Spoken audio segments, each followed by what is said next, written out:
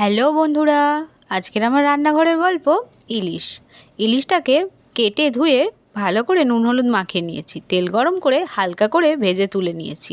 এখানে বেগুন আলু দিয়ে করব, তাই বেগুন আলুকে সুন্দর করে কেটে ধুয়ে নিয়েছি। এখানে একটা মশলা বানিয়ে নিয়েছি, যেখানে দিয়ে নিয়েছিলাম নুন, হলুদ, জিরের গুঁড়ো, লঙ্কার গুঁড়ো একসাথে মিক্স করে নিয়েছি। সর্ষেটাকে বেটে নিয়েছি।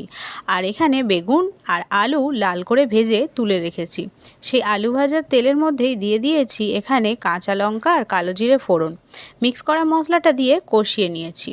কষানো কমপ্লিট হয়ে গেলে ভাজা আলু বেগুন দিয়ে দিয়েছি। তারপরে প্রয়োজন মতন জল অ্যাড করেছি। ব্যাস ফুটে উঠলে ইলিশ মাছ দিয়ে ইলিশ মাছ ভাজার তেল দিয়ে দিলেই রেডি আজকের আমার রান্না ইলিশ বেগুন। তোমরা কিভাবে বানাও অবশ্যই আমাকে জানিও, আর লাইক কমেন্ট করে পাশে থেকো। থ্যাংক ইউ ভিডিওটা দেখবার জন্য।